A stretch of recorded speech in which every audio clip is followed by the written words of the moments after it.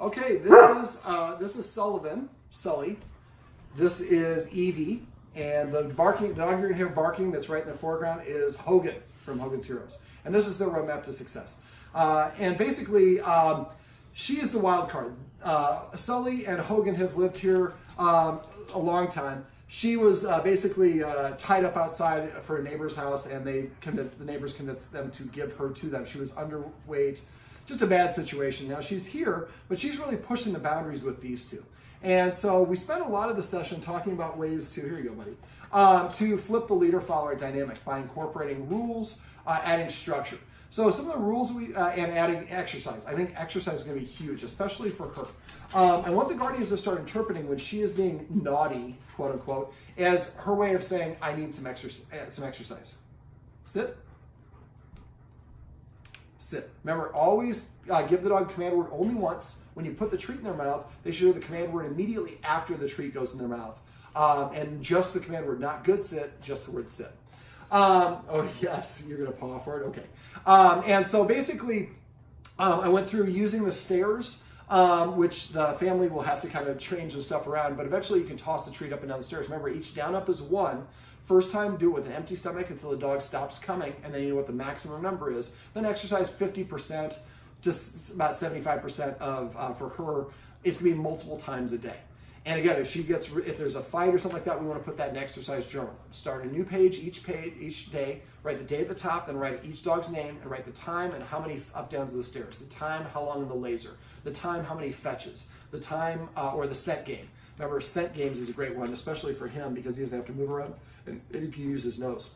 So keep that exercise journal, and also if there's a fight, write down the time. If there's a barking episode, write down the time. Write down the potty, the times that she goes potty, so we can kind of figure out that, so have that data. Keep it for about 2 to 4 weeks. And after a while, you start noticing, you know what, every time it's longer than 3 hours that she gets exercise, that's when she gets in a fight with one of the boys. So now we're just going to start exercising her every 2.5 hours. Sit.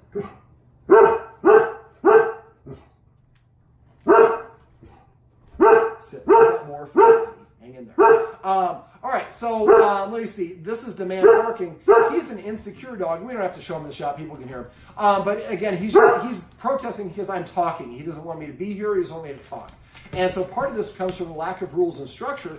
I think he thinks he's in charge. I think he thinks he's in charge. I think she's definitely pushing the boundaries and trying to be in charge. So all three dogs are kind of competing for that top spot, but none of the humans see them as authority figures, which stresses them out and amplifies these problems.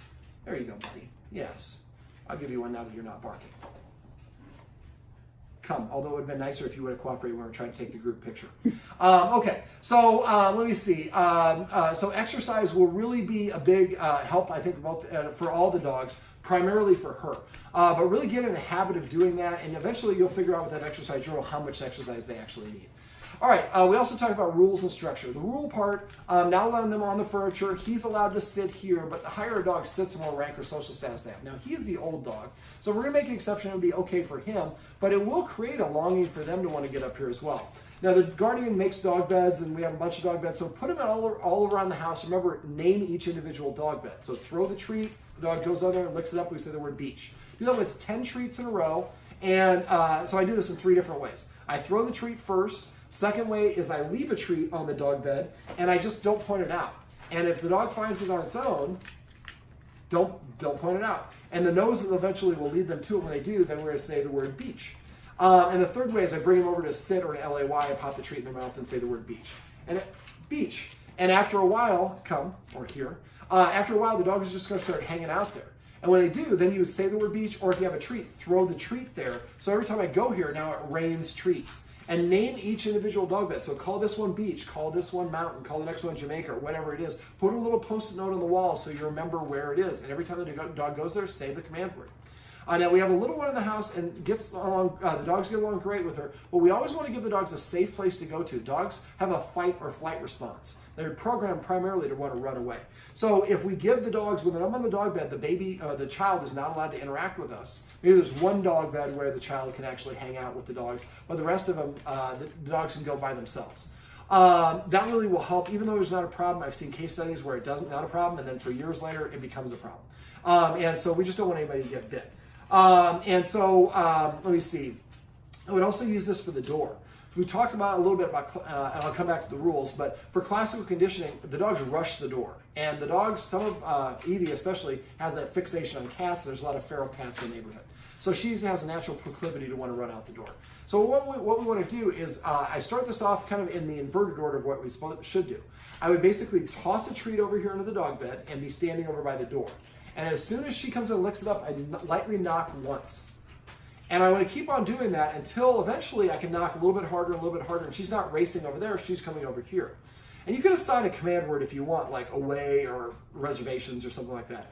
But the idea is you keep on doing that, and after a while, then you do a light knock, and if she comes over here, then you throw a treat or a couple treats. And that's where we want to get to classical conditioning, so the knock creates the desire to go here, because then treats appear. And so after a while, when people go to the door, she runs here as opposed to running there. And if she's not right next to the door, she's not going to be able to run out the door. That's going to make it easier for us to get her to, or easier for her to listen, because the proximity to being outside is not so immediate. Let me see what else. The video above talks about how to get the dog to come inside the door. So practice that. Practice that like 3 to 5 times a day when you do not want to call her or any of the dogs to come inside. So that way, by the time you actually do it, I mean, it'll take you a little time. At first, you're going to be 25 yards out and 24, 23. But eventually, you get to the point where you just go to the door, and they just come to the door, and they throw the treat in. She comes inside. And make sure you give her a little bit of a talking to, or, pet her, scratch her butt, or whatever it is she likes. Make it a real pleasant experience when she comes in. Every time she comes in, try to spend 60 seconds. Get down on the floor, pet all of her favorite spots, rub her belly, rub her behind her ears, whatever it is that she likes. So she's like, man, next time I'm going to definitely be inclined to want to come inside. All right, so some of the other rules we talked about, not having to eat in the order of their rank. Now, she's a fast eater. I talked about floating her food for her guardians. What I would do is put her food in her bowl, let it sink in about a quarter cup of water. She thinks a half a cup of water. No, but just about a half an inch of water. And thanks, buddy. And then swirl it around and then put it up on top of the fridge and let it sit for at least an hour. It'll soak up all of the water. Then I put hot water in when it's time to feed. I swirl it around. Now, I would feed Sully first, and I would not allow the dogs in the kitchen. So put the bowls down, but put them in a way so that Sully's going to come across his bowl first. So when he gets to eat, the other two dogs are not allowed to be in the kitchen. Now we're going to stand right at the doorway, and then we'll walk backwards to where your dryer is, I think, whatever that is now.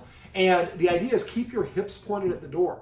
So now I don't make the hissing sound if he's eating, because I don't want him to think that we're talking to him. So if one of the dogs tries to come in, you just rush towards the door.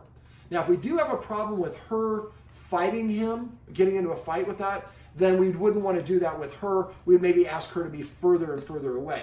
Now, for her, I would definitely teach her to stay, the stay command. And if you don't remember how to do that or don't know, go to my website or message me and I can share the videos. I teach dogs to stay with the 3 Ds. First for duration, then up to 5 minutes, right this close. Then I start incorporating distance. Then eventually I go to distractions. Distractions meaning, other things that are going on. And most people try to do distance and duration at the same time, and the dog, it's too much, the dog does what we call an auto release. For her, teaching her a stay so that she understands I have to stay until I hear this release word, and only this release word, which should never be the word okay. Then eventually you could put her in a stay while you're feeding them. And she's doing a job back here, waiting. And then he gets fed first. Then Hogan gets fed. And then when Hogan's done eating, then he has to leave the kitchen, and then she gets to go in the kitchen and eat her food. And so this way it helps the dogs see the humans acting like leaders through the most important activity for them, which is eating. Here, we like it much better when you're not barking. All right. Now, he demand barks, and he also follows his guardian everywhere, so teaching him to stay would also be a nice way to develop some self-control. And once he has a stay, you can say, stay, and go get a drink of water. Come back and release him. Put him in a stay. Each time you put him in a stay, and use it in your practical lifetime. You're getting your daughter a juice box, put him in a stay, and go get the juice box. I'm hogging your chair, aren't I? And the idea is to help them progressively stay for longer and longer periods. And he is insecure, so he follows the guardian who's filming this everywhere around the house. Well, that's a sign of insecurity as well. So we want him to feel more confident about being alone, and we want him to practice being alone. And the stay is a wonderful way to achieve that. You really like it on your back, huh? Your back is a little bit stiff right here in the middle. Yes, I can tell. See how he's got his nose up in the air? He feels good about this. He likes that. Okay, so other rules shouldn't be, the human should eat something before they feed the dogs, and then feed them one at a time. I went over a leave it exercise. Again, I have the video for that, so if you forget how to do that, message me. I can add them all the links to this write-up that this will be on my website. I'll forget, but just text me, hey, can you add the leave it exercise, and I'll add it in real quick. That way you can watch it. So teaching her to leave it here is great, because then if one of the dogs has it, I mean, you want to get to the point where you can just throw treats on the floor and say leave it, and she just stops. There's treats all around her, and she doesn't even go get them until she gets the invitation to go get them. That would be awesome. I think in this case, really, the exercise is really going to be a huge one. Flipping the leader-follower dynamic by helping the guardians enforce rules. So remember, another rule, they have to sit before I let them out the door. Go to the door and say sit once. You get a pass because you have arthritis. But I tell her to sit. If she doesn't sit within 3 seconds, I walk away, as long as it's not potty training issue. We'll talk about potty training in a second. And then sit down somewhere and wait for 1 minute. After 1 minute, go back to the door and command her to sit. If she doesn't sit this time with 3 seconds, we walk away for 2 minutes, next time for 4 minutes, then for 8 minutes, keep doubling the length of time. And eventually when she sits, fling that door open like there's remote control in their butt. So that will, eventually she'll go sit at the door as a way of saying, I like to go outside. Once you've achieved that, message me and I can share another video where you teach her to wait for permission to go out the open door. Now, she was actually just going, there's some windows that overlook the front of the house. And so I would recommend the guardians go get some white paper and measure it exactly, put it in the bottom of the 4 windows here in the front of the house. And that way you can have your blinds up a little bit more. You can adjust to let some sunlight in. But it allows, it's a filter, so some of the light will come in, but when the dogs go to the window, they can't see out.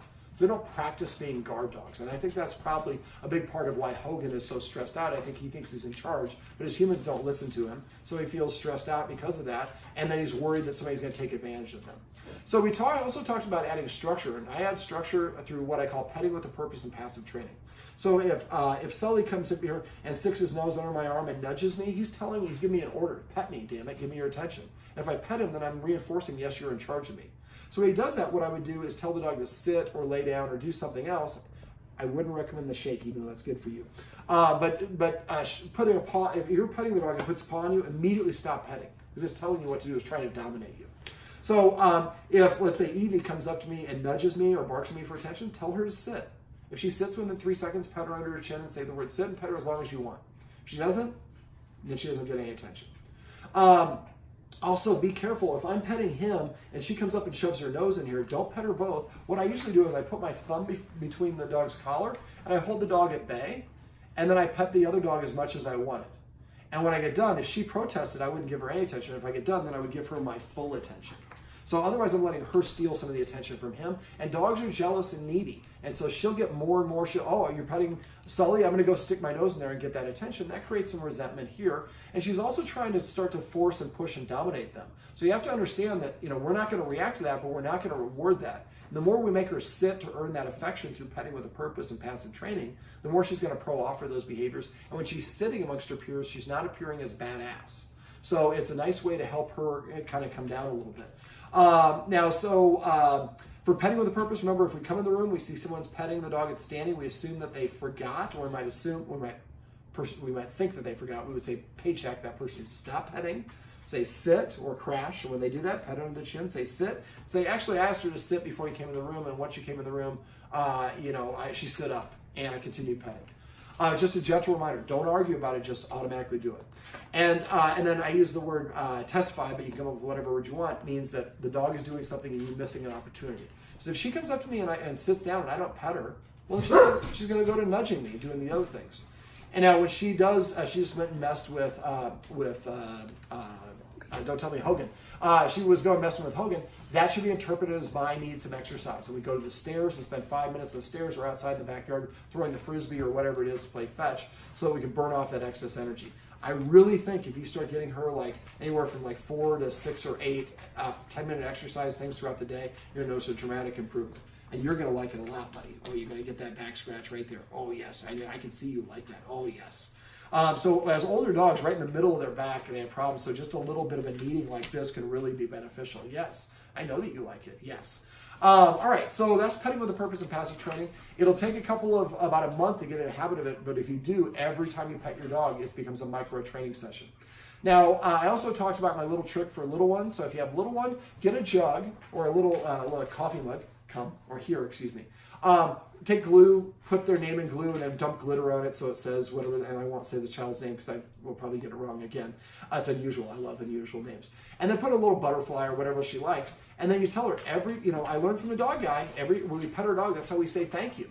So would you say thank you before or after I give you this piece of candy? Before? Think about it again. After? Yes, here's the candy. So every time you pet one of the dogs, I want you to ask the dog to sit first, and then pet him to say thank you for sitting, or lay down and pet him and say thank you for doing that. And every time you do that, I'm going to take a Reese's Pieces or M&M or whatever it is and put it in your jar. And at the end of the day at dinner, you can go grab your jar and count up however many you got, and you can get them as your snack throughout the next day.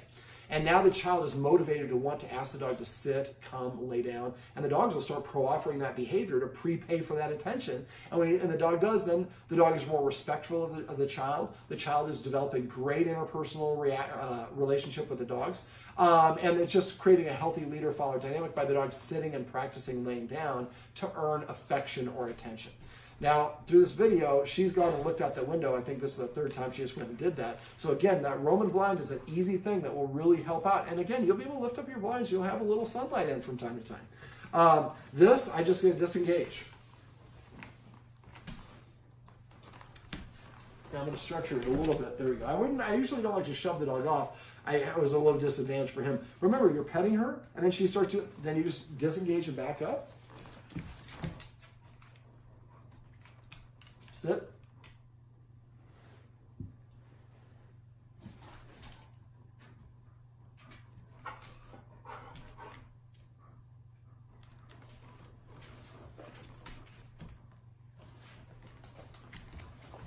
If I have a treat, I can redirect her.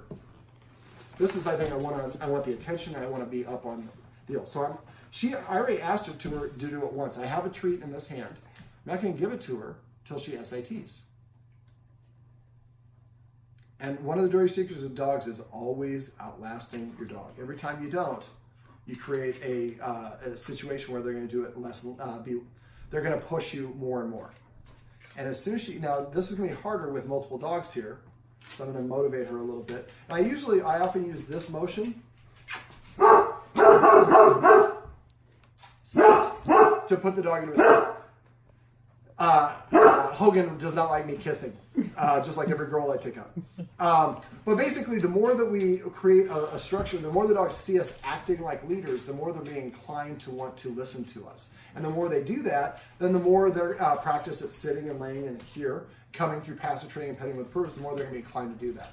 Let me think. Oh, one last thing, the door. So practice answering the door when nobody's at the door. So just get up, walk over, toss a treat over here and say the word or whatever, crash, whatever the word is. And then while you're at the door, and then jiggle the deadbolt back and forth a couple times. If the dog starts to come towards you, you can use those escalating consequences, hiss or march at the dog. And you might want to actually put like a little painter's tape here, from here to that little post. The dog's not allowed to cross this line when you go to answer the door. So we practice simulating answering the door by going through all the sounds and motions without the actual excitement of somebody at the door. So the dog practices staying here when it hears the deadbolt click over and over and over again. Then when it hears the handle being slapped over and over. Then when you open the door, just a crack. Then you open the door all the way. And if at any point the dog comes over, close the door and restart. And again, I would do this with all three dogs separately. And eventually you'll be able to go to answer the door and open the whole deal, and the dog stays there in place because we taught them how we want them to behave. Right? Yes. She's like, just leave me more treats. She goes, I stole Hogan's bully stick and I want to steal more of his stuff. Now, if she does get in a fight, if we do have a fight happen, throwing water on the dogs is ideal to break them up, then separate them. But the best thing, if you can, immediately after they go for a fight, get in a fight, and they settle down, take them for a walk together. Dogs, we don't want the last memory engram to be of a fight or something negative. We want to make sure it's a positive association. But we're going to do a lot of scent games with you, buddy, and it's going to really help. And then for her, you can do a bunch of different things. Let me know how it's going in about a month. If she's still doing this, we might set up a follow-up session, a 1 hour short session, where we recreate having one of the dogs has stuff and she leaves it alone, is rewarded for doing that. You want to come up here. Or have the dogs approaching her while she has stuff and having a positive association so she doesn't feel like the need to resource guard. All right, well, this is usually the sign of a good session when the dogs are pooped and asleep. But again, the exercise, I think, for her is going to probably, more than anything else, is probably going to be the biggest factor. That, but all the stuff that we've talked about is important. I'm not underselling my stuff. All right, well, this is Sully. This is Evie. And behind the camera, licking the floor, we have Hogan. And this is their roadmap to success. Remember, everything you do trains your dog. Only sometimes you mean it.